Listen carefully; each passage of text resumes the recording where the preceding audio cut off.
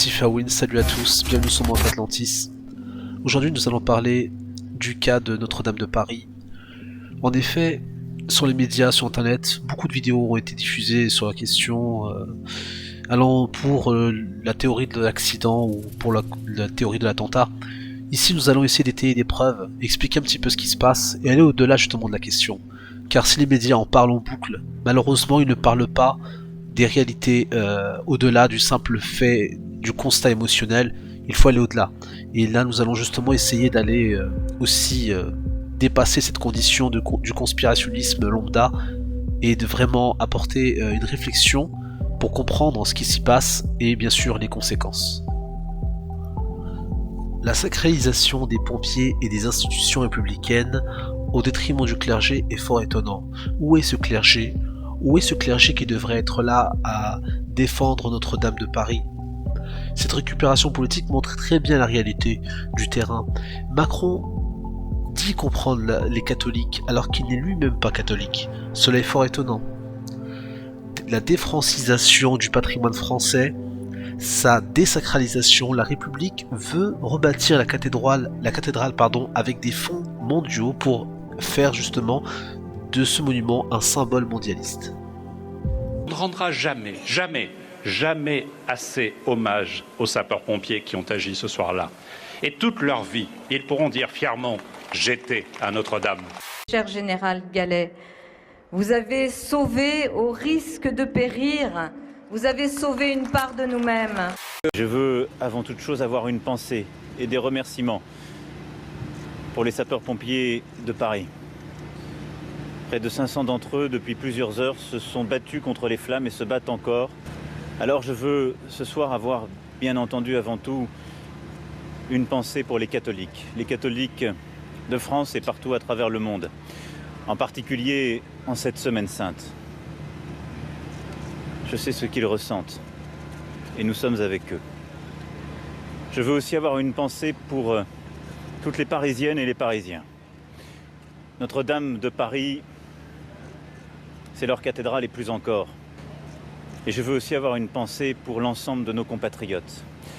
Parce que Notre-Dame de Paris, c'est notre histoire, notre littérature, notre imaginaire, le lieu où nous avons vécu tous nos grands moments, nos épidémies, nos guerres, nos libérations. Alors je vous le dis très solennellement ce soir, cette cathédrale, nous la rebâtirons, tous ensemble. Et c'est sans doute une part du destin français. Et le projet que nous aurons pour les années à venir. Mais je m'y engage. Dès demain, une souscription nationale sera lancée, et bien au-delà de nos frontières. Nous ferons appel aux plus grands talents, et ils sont nombreux, qui viendront y contribuer. Et nous rebâtirons Notre-Dame.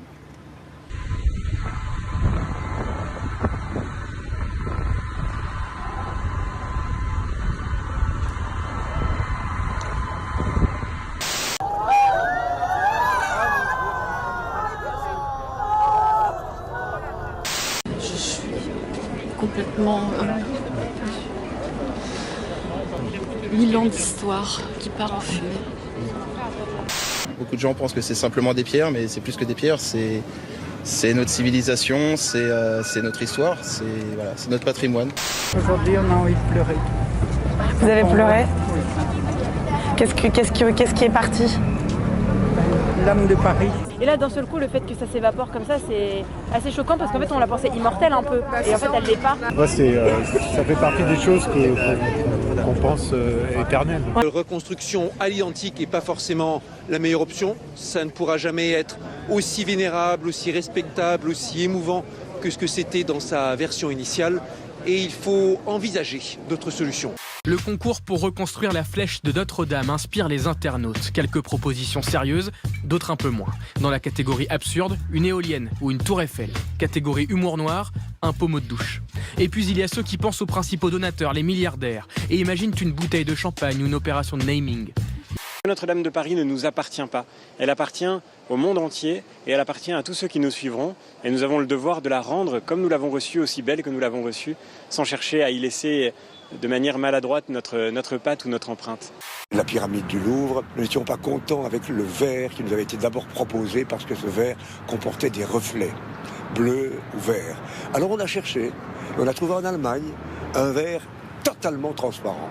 Cette vision très conservatrice, mais ça ne m'étonne pas de M. Bellamy, voire ultra-conservatrice. Un ancien de vos collègues.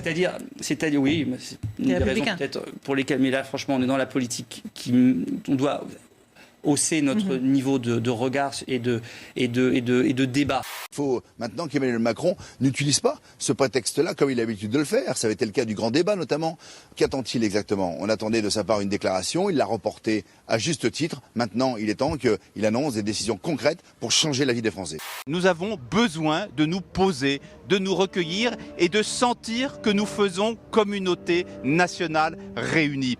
Ça n'abîme absolument pas la démocratie, elle reprendra ses droits, les disputes politiques auront lieu.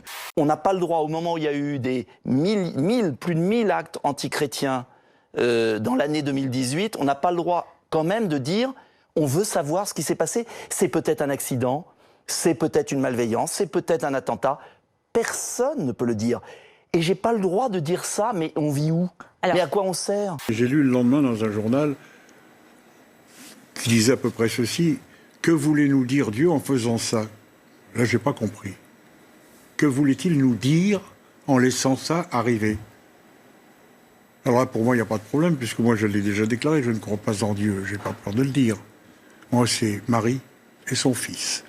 Pourquoi Dieu a fait ça et qu'est-ce qu'il attendait de nous, ça je comprends pas. Vous n'y voyez pas l'un de l'autre. Certains ont dit que cet incendie, c'était peut-être une comparaison avec notre civilisation déclinante, vacillante. Mais au final, regardez, malgré l'incendie, Notre-Dame est restée debout. D'accord, mais qui l'a déclenché? Ça, là, vous parlez comme si quelqu'un l'avait déclenché, pour nous donner une leçon. Je pense pas que ce soit votre Dieu.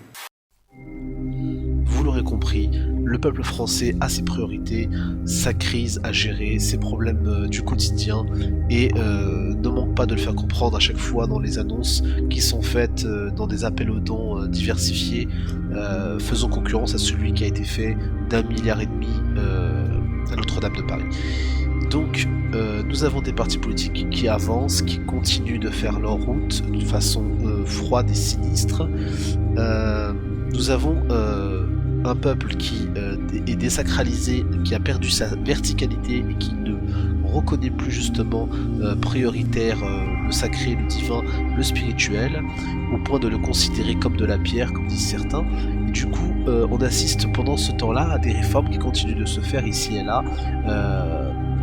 Voilà, les regards sont détournés.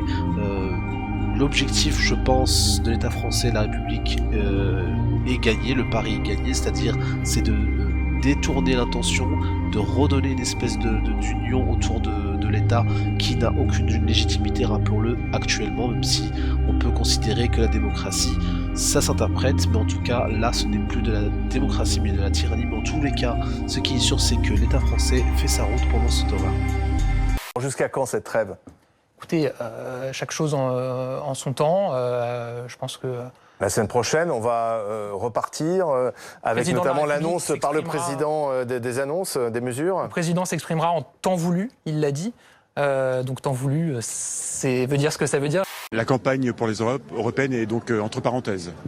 Oui, enfin en tout cas pour nous elle est entre parenthèses pendant 24 heures, parce que de la même manière que le pays était figé en quelque sorte, il fallait aussi que nous on soit capable de prendre un peu de recul. Les Français ils continuent à avoir leurs difficultés de pouvoir d'achat, les Français au chômage sont toujours au chômage et ça ne les empêche évidemment pas d'être émus à la vue de l'état de Notre-Dame aujourd'hui, mais évidemment leur vie continue et ils attendent des réponses. Il est de couleur bleu marine, l'uniforme est accompagné, on le voit, d'une cocarde tricolore siglée SNU. Vous n'avez pas choisi de kaki? Non, c'était important de rappeler que on n'est pas sur un service militaire, c'est un service national universel qui vise à lever les freins à l'engagement, à montrer à tous les jeunes qu'ils ont quelque chose à apporter au pays. Alors ce qui est étonnant, c'est que justement le financement de la reconstruction de Notre-Dame de Paris est massif. C'est-à-dire nous avons le roi du Maroc, et bien d'autres encore qui viennent financer ce projet. En fait, il y a une réalité que beaucoup de médias n'osent pas dire. Le fait que des requins de la finance utilisent ce prétexte du don pour blanchir de l'argent ou se défiscaliser dans des situations périlleuses. Nous avons face à nous plusieurs périls, mais en tout cas ce qui est sûr, c'est que nous sommes aujourd'hui face à un dilemme, celui de choisir entre bâtir un monde mondialisé ou s'y opposer. Le pape, qui devrait être un opposant fervent à la mondialisation, se montre justement un soutien aux migrants et vient carrément le faire comprendre sur la terre sacrée d'Hespérie, au Maroc. Le roi du Maroc, lui-même, dont le peuple souffre, dont les peuples souffrent, ne fait rien, ne bouge pas pour régler les situations périlleuses de nos pays. Mais là, il se veut généreux.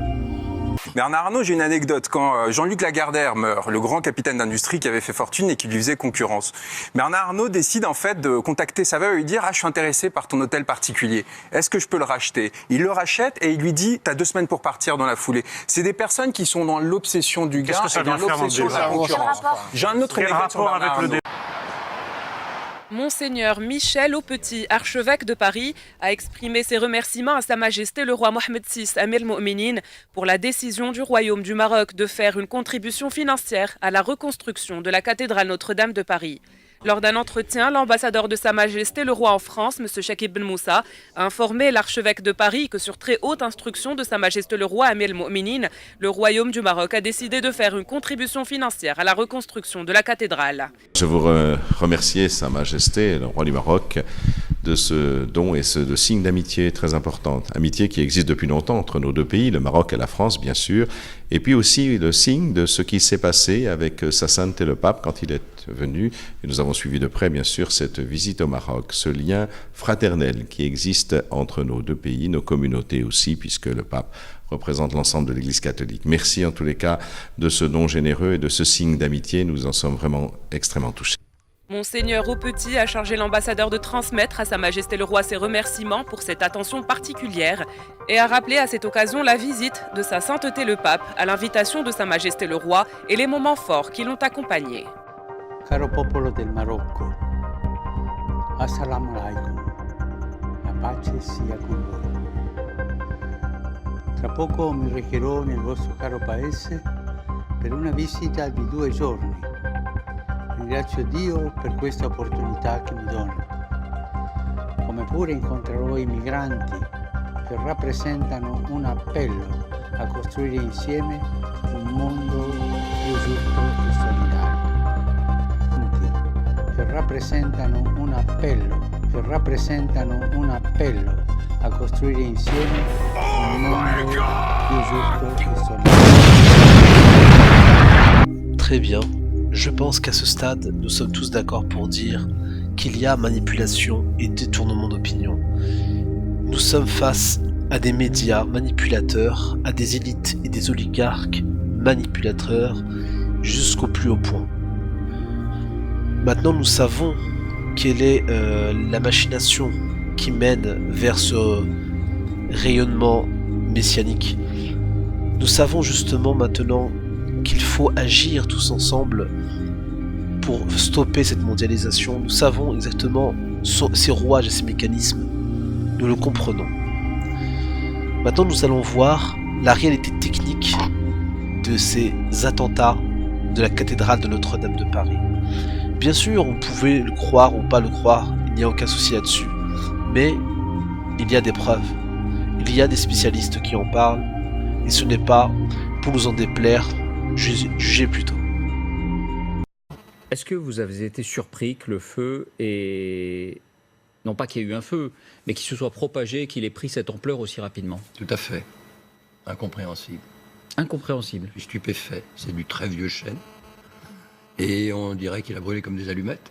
Comme si c'était une autre essence très, j'allais dire, volatile ou combustible. Je comprends pas. Vraiment, je comprends pas du tout. C'est très impressionnant. Vous ne voyez pas quelle pourrait être l'origine de ça? L'origine du feu? Ah, aucune idée. Enfin, l'origine elle-même, on est dans la certitude. la piste de l'accident est privilégiée, mais la propagation, vous dites, c'est étonnant. La propagation, elle est extrêmement curieuse. Alors évidemment, c'est parti de la croisée, puis ça s'est propagé ensuite sur le cœur, la nef, le transept. Vous dites, ce type de bois ne brûle pas comme ça. Bah, non. Vous savez, du chêne qui a 800 ans, c'est très dur. Essayer d'en faire brûler, enfin moi j'ai jamais essayé. Mais du vieux chêne, c'est pas évident du tout. Il faut mettre beaucoup de petits bois pour y arriver. Là, je sais pas s'il y en avait. Non, j'arrête de plaisanter. Je crois que non, moi ça me stupéfie beaucoup. Voilà, je fais cette petite vidéo pour vous prouver que ce qui s'est passé à Notre-Dame de Paris, c'est pas accidentel. Hein, parce que moi, un nombre d'artisans que je connais autour de moi, de charpentiers, de maçons, qui sont du même avis que moi, hein, des ferronniers, dire qu'on ne connaît rien au feu, qu'on se prend pour Hercule Poirot ou je ne sais quoi. Hein. Faut savoir une chose, c'est que nous les forgerons travaillons avec le feu tous les jours. Donc quand on vous dit que c'est pas possible de faire prendre du chêne de 800 ans, de 400 de diamètre, en un quart d'heure, hein, une forêt entière, je vous le dis que c'est pas possible, c'est que c'est pas possible. Il n'y a pas besoin de sortir de Saint-Cyr ou d'être pompier, chef de pompier pour vous dire ça. Voilà, il y a la fumée jaune qui s'en est dégagée, il y a un combustible derrière tout ça. C'est foutu à l'essence. Moi, je vais vous prouver ça. Ça, c'est un morceau de chêne qui a, allez, on va dire, il est tout neuf. Il doit avoir quoi? Il a été découpé il y a 6 ou 7 mois. D'accord? Il est pas très sec. La preuve, c'est la forêt. Je m'en sers de cale pour la ferraille. Voilà. Donc ça, c'est un morceau de chêne. Je vous fais une petite démo. Hein? On va voir combien de temps il met pour brûler. Hein? En sachant qu'il a pas 800 ans et que c'est un morceau de chêne, mais ridicule. Allez.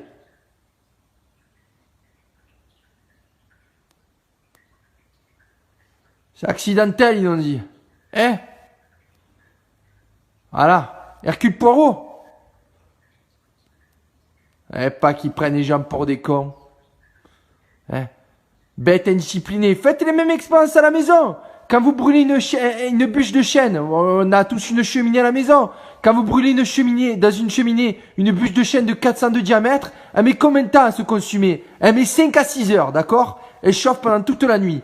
Donc faut arrêter un peu, faut arrêter. Et en plus de ça, avant que le bois y prenne, mon poteau, il faut de l'essence, c'est pas possible, hein. C'est pas pour rien qu'on met du petit bois pour faire un feu de cheminée, hein.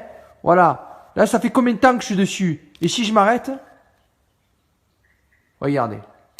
On est d'accord ou on n'est pas d'accord? Hein? Il est où le feu? Il est où le feu? Il est où le feu? Hein? Voilà. D'accord? D'accord? Je vous garantis qu'il n'est pas brûlé là. C'est juste la surface. Hein. C'est la surface. Hein. Regardez. Je vous montre. Hein.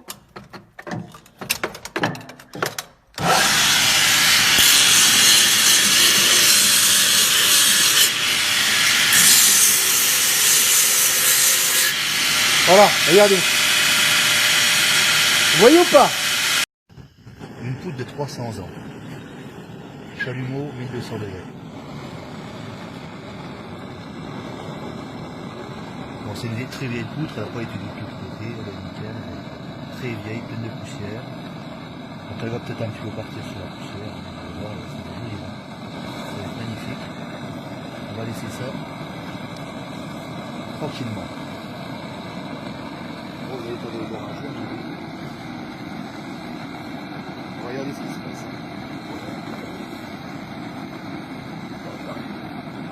Comme je vous dis, on a à peu près 1200 degrés. On est sur une poutre, à 300 ans. Pour ceux qui disent que les poutres sèches brûlent très vite, il faut venir faire des tests.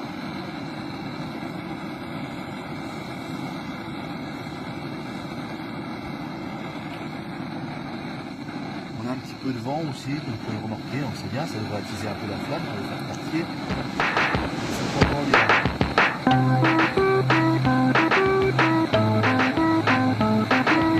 Et du coup, pour les entraîner, on sort de l'hangar, très très sec.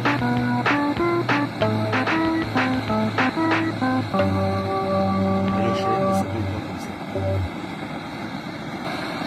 Donc voilà, nous filmons depuis déjà 3 minutes. Une flamme à plus de 1200 degrés. Ma foi, ben, faut une bonne volonté déjà. Hein. C'est pas un mégot. Hein. Et lui, le chêne, ça brûle pas comme ça. C'est le chêne durci, qui vient dur comme la roche. Voilà, on va arriver à 5 minutes de flamme. Je pense qu'on va arrêter à 5 minutes. Et on va regarder ce qui s'est passé sur la poutre. Et voir si, par magie, elle va s'enflammer d'un coup. Ok. Bon, je coupe. Hein. On va regarder ce qui se passe. Un peu de fumée, hein, oui, c'est super. Donc comme vous pouvez le constater, aucune propagation. Bon, le bois est noir, il est cramé un petit peu, c'est normal. Hein. Il a quand même un peu chauffé la tronche, mais là, bah voilà. Voilà le constat. 5 minutes de M. Butagos, hein, sur une poutre de 300 ans. Alors ceux qui ne croient pas, ben, je vous invite à retenter l'expérience et vous verrez. Moi je vous file la poutre, pas de souci. Et où vous mène cette réflexion? À quelle hypothèse elle vous amène? Je vois pas d'hypothèse que je puisse dire. Quelle hypothèse on pourrait dire? Que ça a été vite. Qu'on aurait pu faire autre chose pour que ça n'aille pas aussi vite. Moi je me perds en conjecture. Vous savez, on a fait à Notre-Dame, juste avant que je prenne ma retraite, c'est-à-dire dans les années 2010, on a remis à plat toute l'installation électrique de Notre-Dame. Donc il n'y a pas de possibilité de court-circuit. On a remis à plat, et aux normes contemporaines, même en allant très loin, toute la détection et protection incendie de la cathédrale. Avec des éléments de témoins, de mesures, d'aspiration, etc., qui permettaient de détecter un départ de feu. Vous avez en bas de la cathédrale 2 hommes en permanence qui sont là jour et nuit et qui sont là pour aller voir dès qu'il y a une alerte et appeler les pompiers dès que le doute est levé. Ils sont là en permanence? En permanence, oui. Pourrait-il avoir, excusez-moi, de défaillance de mécanisme d'alerte? Impossible? Tout est possible. Tout est possible. Moi, je vois mal parce que, bon, ça a été un travail colossal. Et puis, vous savez, c'est comme dans tous ces chantiers de monuments historiques, surtout à Notre-Dame, on a un encadrement technique, normatif, de contrôle, etc., qui est considérable, qu'on ne voit nulle part ailleurs, qui est considérable. Donc là, je veux dire que je suis quand même assez stupéfait. Et pendant les 13 années où vous avez été l'architecte en chef du bâtiment, vous n'avez pas eu connaissance de départ de feu ça n'est jamais arrivé? Non. En marche plus haut, au-dessus du chœur et de la nef, dans la charpente de Notre-Dame. Un endroit inaccessible au public, sans électricité pour éviter l'incendie. L'odeur nous l'annonce. Ici, tout est en bois.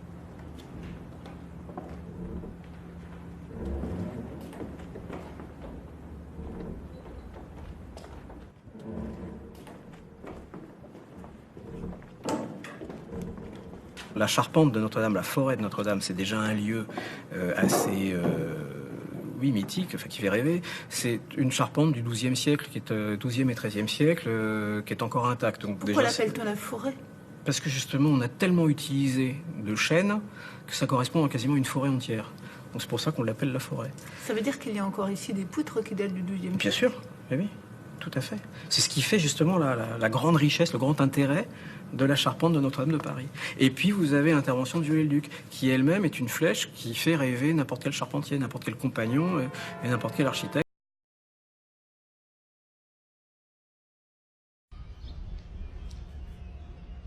Bonjour mes fidèles amis.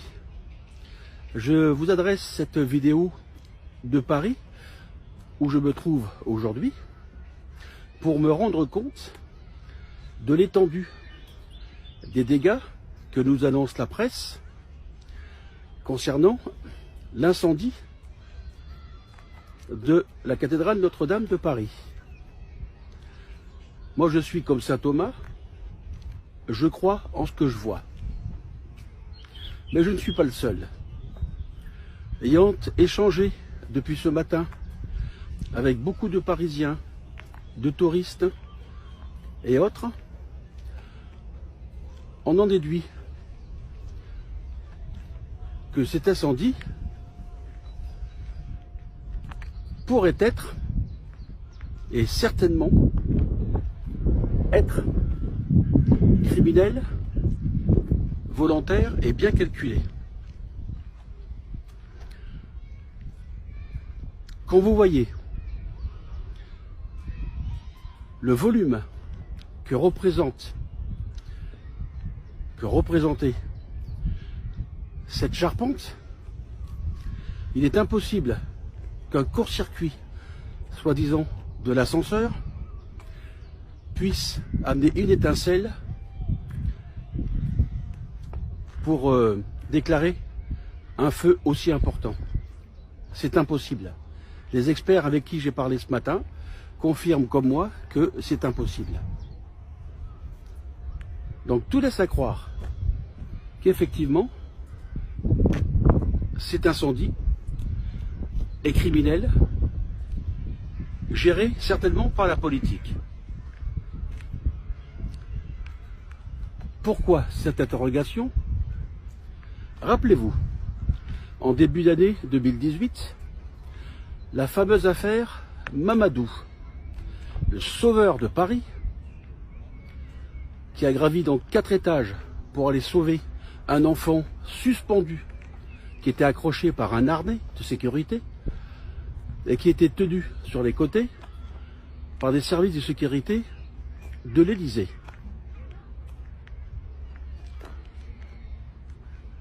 En parallèle, toujours dans cette année 2018, l'affaire Benalla. Bizarre. Un monsieur qui est couvert, archi couvert par tout le monde, qui détient des noms et qui menace la classe politique de donner ses noms ouvertement devant les micros et les caméras. Voilà pourquoi les Français aujourd'hui s'interrogent sur l'incendie qui pourrait être tout à fait calculé pour ramener des points à notre gouvernement actuel. Mais qu'il se rassure, je pense que là, si effectivement ils ont fait ça, ce qui ne m'étonnerait pas, ils ont tout faux. Ils ont vraiment tout faux. En plus, le gouvernement se permet de mettre en place Monsieur le général d'armée, ancien chef d'état-major des armées en 2013, Georges Nain, pour être le responsable, maître d'œuvre du suivi des travaux. Cela veut dire quelque part que M. Macron ne fait plus confiance aux civils spécialistes. Voilà mon analyse à chaud, étant sur place ici à Paris pour prendre la température, comme l'on dit, et la vérité. À très bientôt. Major Patrick Nicole, candidat strasbourgeois à la présidentielle 2022. Merci de votre écoute. Au revoir. Voici donc les preuves, et l'enquête n'a même pas encore réellement commencé. Vous pouvez dès à présent vous faire déjà un début d'opinion.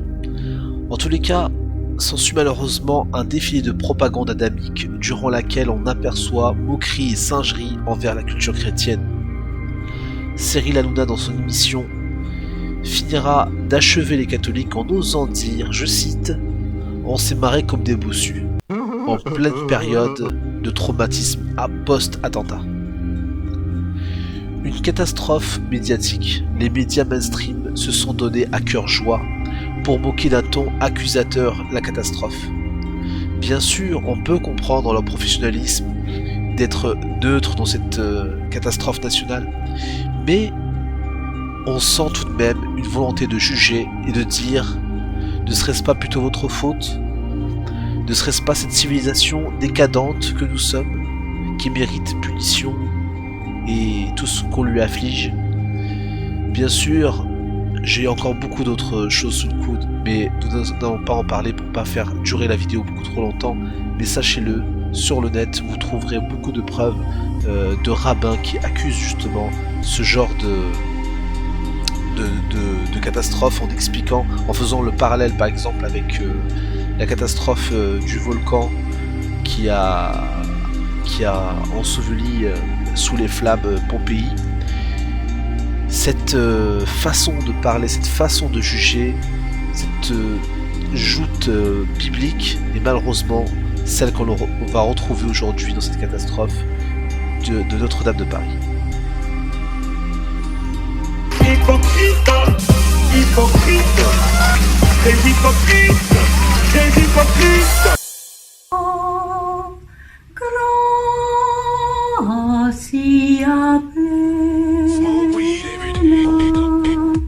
À toi, Notre-Dame. Hypocrite, hypocrite. Qui est allé voir Notre-Dame depuis lundi? Moi, j'y étais le soir même. Je n'y suis pas retourné depuis. Antoine? Je suis passé devant. Je suis pas Au lendemain exprès voir. Ouais. Mais voilà. Ali, vous êtes allé précisément au moment de l'incendie? J'y étais, oui, au moment de l'incendie. À quelle heure avec, exactement? De quelle heure à quelle dans heure? la foule. 18h45. Oui, je crois que les ouvriers venaient de quitter le chantier. Au moment du départ. Et j'allumais une cigarette bêtement. Franchement, je sais pas si vous aussi, mais là, pendant ces 4-5 minutes, on s'est marré comme des bossus.